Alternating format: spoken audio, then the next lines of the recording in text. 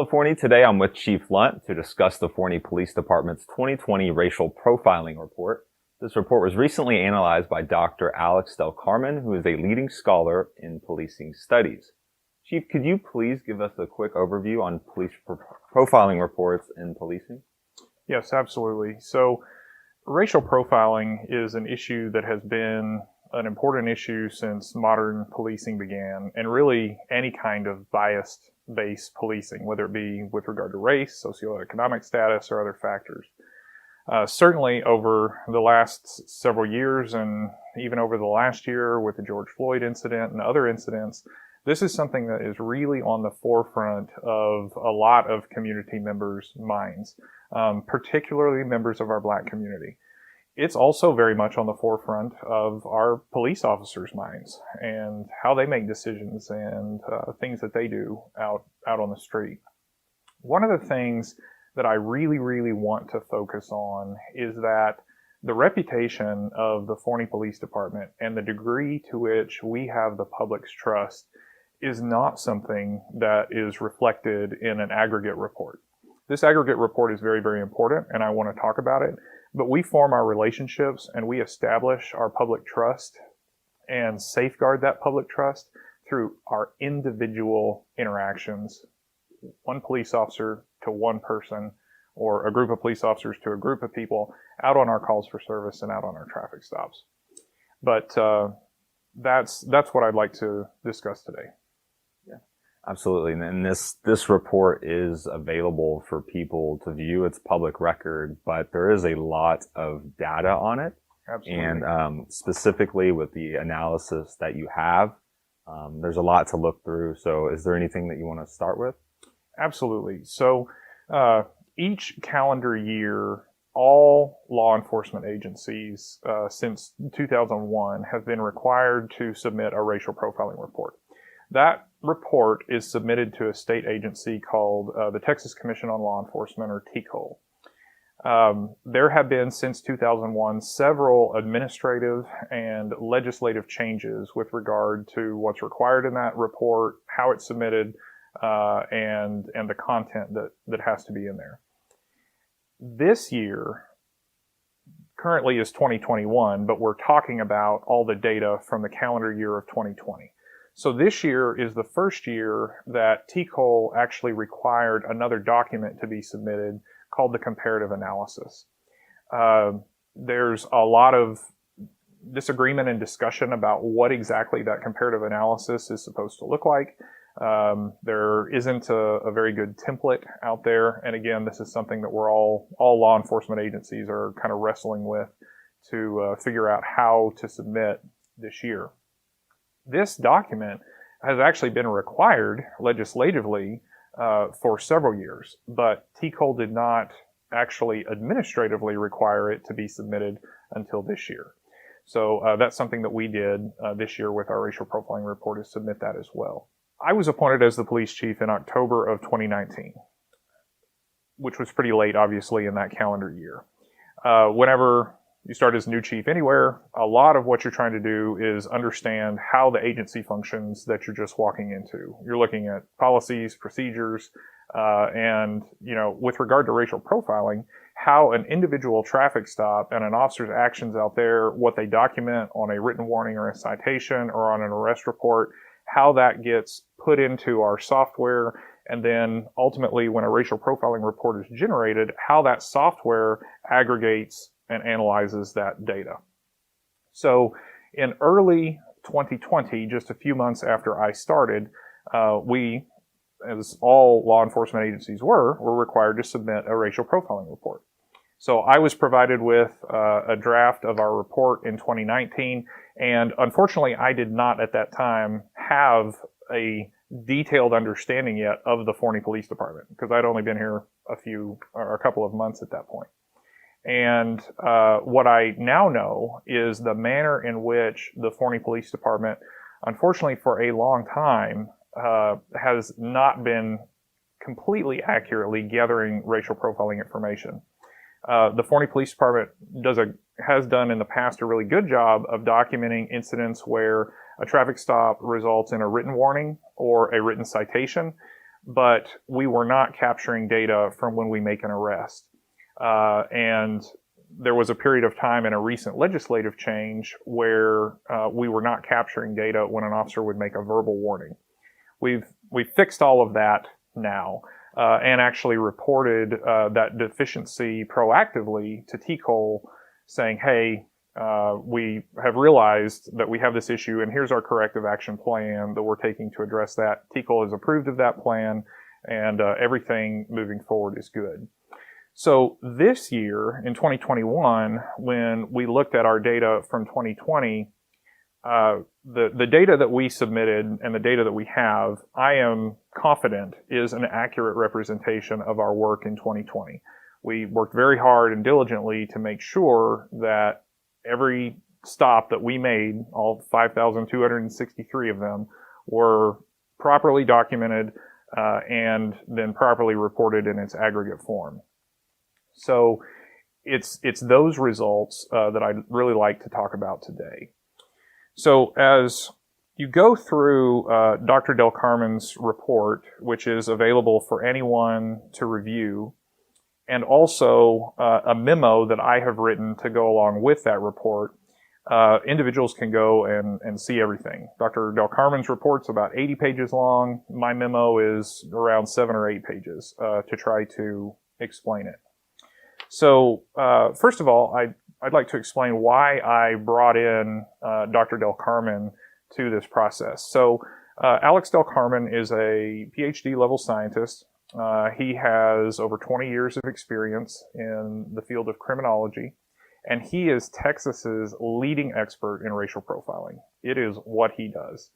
I didn't know Alex Del Carmen until March 1st of this year. And I met him at a training that I was at LEMIT, which is the Law Enforcement Management Institute of Texas, at a program called New Chief Development Program. That training is required of all newly appointed police chiefs within 2 years of their appointment. I was supposed to go to that training early in 2020, but it was canceled because of COVID and then rescheduled, and this was the first class that I was able to get into. So Dr. Del Carmen taught the entire day on Monday and did a fantastic job of explaining all of the current issues with regard to racial profiling law, racial profiling reporting, and best practices that agencies ought to be engaged in. On March the 2nd, I presented our racial profiling report to the City Council. And there were some really good questions that were asked during that brief report that I provided. And I was very appreciative to have just gone through this training with Dr. Del Carmen the day before, and I could speak to some of the issues between what a location such as within the city limits of Forney has in terms of their census demographics versus our driving population, because they're not the same. And I was able to speak to some of those other issues as well. But from the questions that were asked, it seemed like there was some concern over what our data may have shown and how I may have been interpreting it. So in order to be completely transparent, I contracted with an objective third party, Dr. Del Carmen, and asked him to independently review and analyze our data. And I'm very glad that I did that, because utilizing him as a leading expert in our state, and he's also internationally renowned. He's written books published in international journals. I'm very confident in the interpretation of our data and what we're doing here in Forney. So as you move through the report, first of all, on page 1 of his report, in his letter to our city council, he indicates that we are complying with racial profiling laws in Texas. On page 4, he describes some of the efforts that we have engaged in to inform the police department how to file a complaint or a complaint. One of the things that I'm really proud of our police department is the relationship that we have with our community. In 2020, we, in the early part of the year, had 3 completely open, unscripted town hall meetings that we held in partnership with 3 local restaurants. Those were well attended. At our smallest event, I think we had around 30 people, and had around 50 people or so at our largest event, three different ones. And in those events, I went through what our mission statement was, what performance measures we continuously look at to ensure that we're accomplishing our mission and serving our citizens as well as we can. And I also explained what our complaint process was. We have a very robust complaint policy at the Forney Police Department. A lot of law enforcement agencies, if you as a member of the public have a problem with something that happened during an encounter with a police officer, if you call and say, I want to complain, they'll say, well, you've got to come here to us and sign a formal complaint and all this good stuff. There are some due process reasons why those policies exist, but we make our complaint process much easier for folks. Any person that calls up here and makes any form of complaint about a member of our department, police officer, dispatcher, public safety officer, whatever, that complaint is investigated.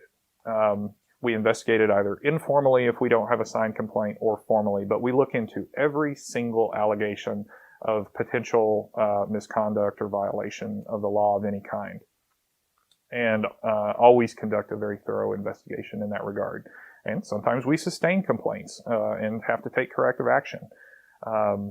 Many times folks are exonerated, and after our review, it shows that our department members acted appropriately. But we do have a very robust manner in which we investigate allegations of misconduct that's easy for the public to utilize. We don't make it difficult for them. In addition to that, in 2020, we held a number of events where we were able to interact with the community.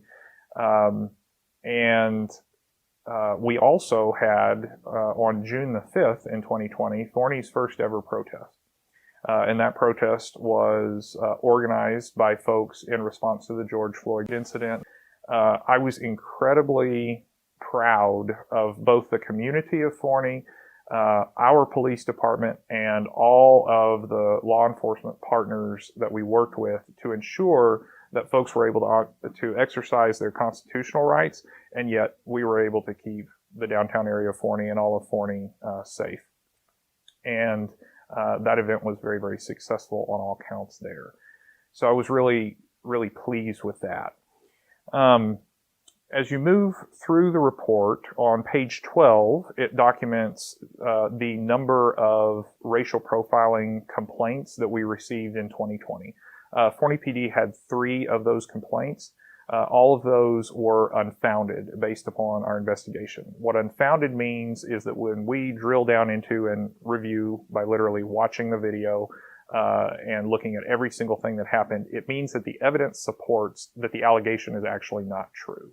So while we did have 3 folks that felt like they were racially profiled or that our officers engaged in bias-based policing, when we reviewed the video and looked at all of the facts, those facts showed that, in fact, our officers performed exactly according to policy and followed the law and did not engage in any form of bias-based policing. On page 15, on that page, it starts out by breaking down where our traffic stops occur.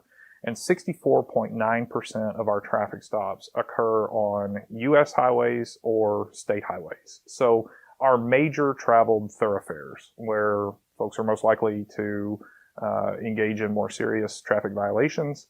And that's a function of traffic safety, which is one of our performance measures that we try to utilize.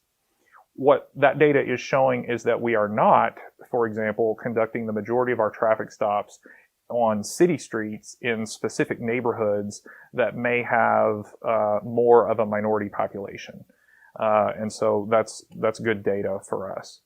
Also on page 15, our officers reported knowing the race of the person that they are stopping 7.8% of the time. The national standard for that is 7%. So we're right there exactly at where the national standard is. Most of the time, particularly for our officers that work nights, you can't see inside a car until you're right up on top of the folks. And even on days, unless the person happens to pass you and the officer turns around, you really rarely, about 7% of the time, know what the race of the person is whenever you're conducting a traffic stop. Also on that page 15, 50.9% of our traffic stops were on white drivers, 29.5% were on black drivers, 18.9% were on Hispanic drivers, and less than 1% were on Alaska Natives, American Indians, or Asians, Pacific Islanders. It's very important to interpret these data relative to two facts. As I mentioned earlier, our driving population is not the same as our residential population. And it's not even also the same as our residential population that reports having access to vehicles, and that comes from census data. For example, as is also shown on page 15, we stopped 61.7% of male drivers, 38.3% of female drivers, independent of their race. When you break down both males and females by race, the proportions are the same. So Forney is approximately 50-50 male and female, according to our census data, but we're stopping 61.7% men. That's evidence right there that our driving population and our residential population isn't the same on a factor other than race. Why is that? Well, we're in a little bit more of a rural community, not tremendously rural, but a little bit. And with heterosexual couples, I would imagine most folks watching this video would agree that most of the time, a male is going to be driving the car versus a female in our community. And that pans out in our data.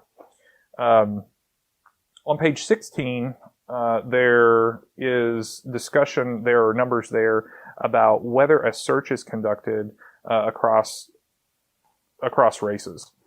And there were a lot of questions on the March 2nd council meeting related to this. And again, those were excellent questions that deserve informed, transparent answers.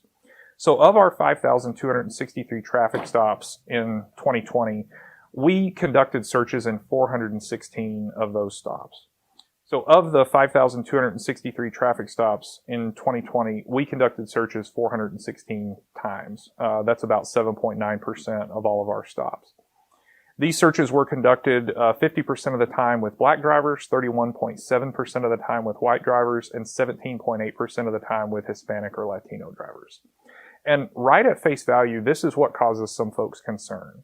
So the American Civil Liberties Union, probably more commonly known as the ACLU, as well as the Texas Reform Coalition, have given a great deal of credibility to the fact that hit rate on searches for contraband is crucial in identifying systemic racial profiling.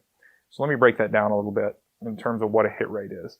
A hit rate means if I'm a police officer and I choose to conduct a search, a hit is whether or not I find contraband as during that search. So the average hit rate among law enforcement for conducting searches is approximately 30%, meaning that 30 out of 100 searches, an officer actually finds contraband during that search. Hit rates higher than 30% are indicative of one of two things. One being high quality police work that lends credibility to the reason the officer is conducting the search, or two, it's an indication that officers are actually planting evidence and violating their oath of office. Here at the Forney Police Department, we utilize dash cameras, body-worn cameras, and we have a very robust complaint process. If our officers were engaged in the planting of evidence, this would have been exposed.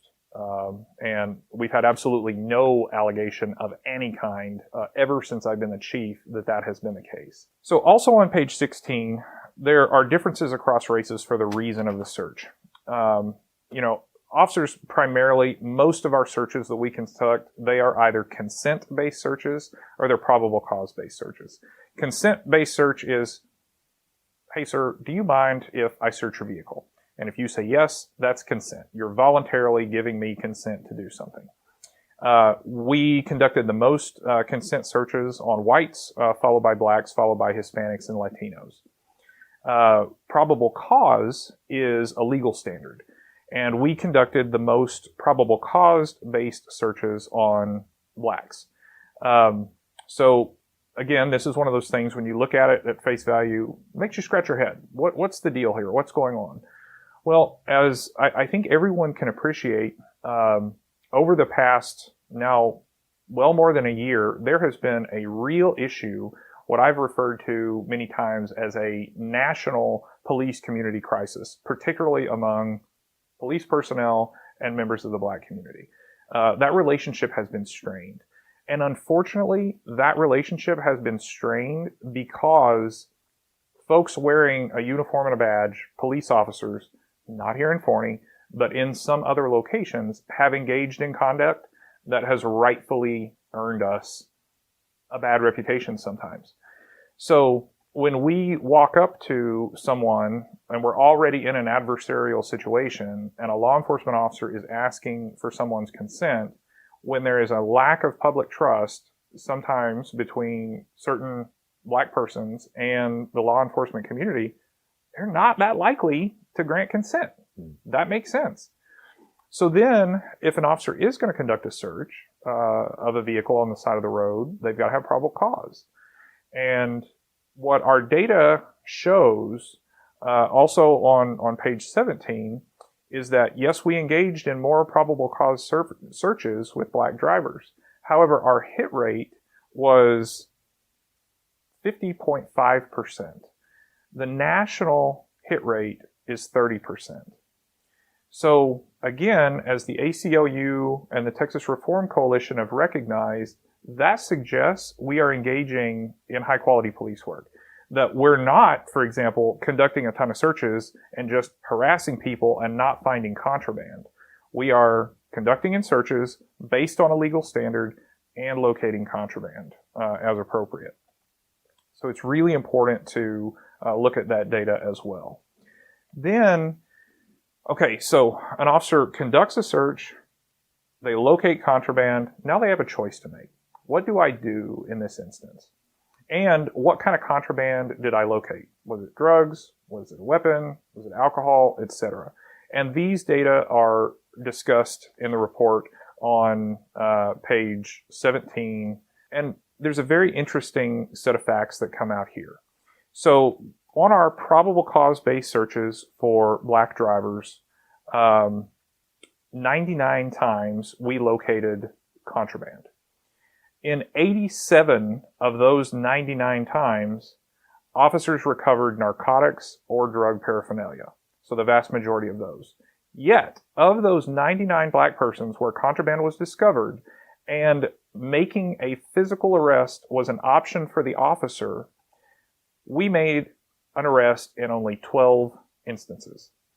Or it happens to be 12.1% of the time. So rather than make an arrest, officers generally exercised discretion and afforded leniency by issuing a citation to most Black drivers who were in possession of illegal narcotics or drug paraphernalia. In my opinion, this reflects the professional compassion and empathy that officers with the Forney Police Department have as they endeavor to accomplish their duties and enforce the law, but respond to and contribute to positive police community encounters and relationships with the Black community. Also on page 18, the data shows the results of the stop, which includes verbal warnings, written warnings, citations, arrests, or some combination of arrests and warnings and citations. These data have got to be interpreted in the context that I've previously explained, as well as the information that's listed on page 19. On page 19, these data show the aggregate reasons for an arrest being made. In all categories except for outstanding warrants, which are issued by magistrates, not police officers, there are consistent and proportional differences among all races. Black drivers were arrested the most for outstanding warrants, 44% of the time, which is difficult for a law enforcement agency to control. On page 19 as well, these tables show the degree to which force is utilized by officers during traffic stops, as well as the number of racial profiling complaints that we received, which I already spoke to. I'm incredibly proud to report that of 5,263 traffic stops that we conducted in 2020, in no single incident did members of the Forney Police Department cause bodily harm or injury to any person that we encountered during a traffic stop. Dr. Del Carmen indicated that of his clients, of which he has many, many police agencies across Texas, which are his clients, that is not common. Police work is dangerous. It can be an adversarial relationship, but these particular data show that our officers have had successful de-escalation training, that they utilize excellent judgment and decision-making whenever they're out there on the side of the road, engaging in those individual encounters, And I really am proud of their efforts to enforce the law, but do it in a manner where people don't get hurt. So, Chief, moving forward, what steps do you plan to take to ensure that this trend continues and that there isn't bias-based policing being conducted at the Forney Police Department? Absolutely. Thanks for asking that. So what we are doing in 2021, the recommended kind of best practice for supervisory random reviews of traffic stops is for a supervisor to conduct 5 random traffic stop reviews of any officer within their command once per calendar quarter. So over the course of the year, 20 random traffic stop reviews for that officer. At the Forney Police Department in 2021, we're going to do that 7 times instead of 5. And generally what happens in most law enforcement agencies is a supervisor brings up the recording of the traffic stop, they watch the recording and make a couple of quick notations as to whether or not there were any kind of violations or concerns, and then they move forward. Our reviews are going to be more thorough than that. So the supervisor is going to watch the video in its entirety, dash cam, body cam, both of those.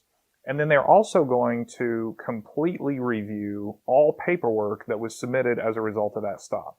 So if it was a typical traffic stop with a written warning and a citation, the supervisor is going to go locate that citation and, having reviewed the video, make sure that the officer properly recorded the person's race, properly recorded all the data that's required in the racial profiling law to ensure that our data that we get to generate these aggregate reports at the end of the year are accurate.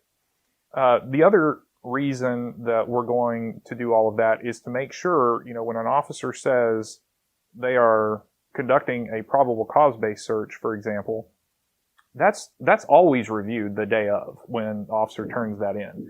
But this will be a second time that a supervisor is looking at it and making sure that that legal standard is met. In case it, for some reason, was not met and the person did not choose to challenge that law enforcement action in court, or we did not receive a complaint for that person. And any time that we run across any kind of violation like that a supervisor does, they initiate a formal complaint against the officer that we document and report.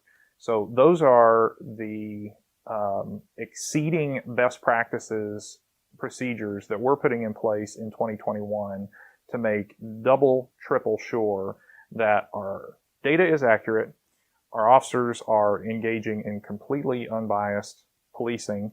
And I want to qualify that a little bit. We're humans, and all humans have biases. When you go to trainings on racial profiling, bias-based policing, things like that, there is no way for any person who is human not to have bias. What the trainings try to do is they get you to recognize what bias that you have and then work to overcome that. But my job, my responsibility as the police chief is to ensure that we certainly have no systemic issues, and that if we become aware of any kind of individual behavior that may have occurred, that we address that immediately. Bias-based policing in no way is tolerated at all at this police department. These reviews that the supervisors are conducting are required to be random, but also representative. So, they're not entirely random. What I've told the supervisors is, okay, if you've watched 6 videos and they all happen to be of white folks, you're going to have to find another traffic stop that involves a member of a minority community. They are not able to conduct 7 reviews, for example, of all just regular traffic stops that result in a warning only. They've got to cover times when officers have written warnings, times when officers have issued citations, and at least one review has to be of an arrest, so that we're reviewing the officer's comprehensive enforcement decision making, if you will, and making sure that in each of those cases the officer is performing appropriately. All right, Chief. Well, that was really insightful information. I appreciate you sitting down and taking the time to go through that. I think that's really insightful information for our citizens. Absolutely. And one of the things that we have done numerous times here in Forney since I've been the chief is when we've had a complaint, whether or not it is a person who is white, black, Hispanic, Asian, it doesn't make any difference. When we have a complaint and we go through the investigation, one of the things that we do is offer that person the opportunity to come in, watch the video with us, and engage in a dialogue. We have invited our critics to come and meet with us in an effort to try and grow and improve upon that relationship. Law enforcement and policing in general is far from perfect. Back when the George Floyd incident occurred, I made a very heartfelt post about how I felt about that particular incident and the responsibility that is incumbent upon all of us that wear this badge. And law enforcement and the policing profession has made mistakes. We aren't perfect. But here at the Forney Police Department, we absolutely do strive for excellence in police services in everything that we do. That's the central part of our mission statement. So as long as I am here and I get to work with the incredible men and women of the Forney Police Department, that's exactly what we're going to aspire to do. And I appreciate the partnership that we have with our community to accomplish the public safety mission.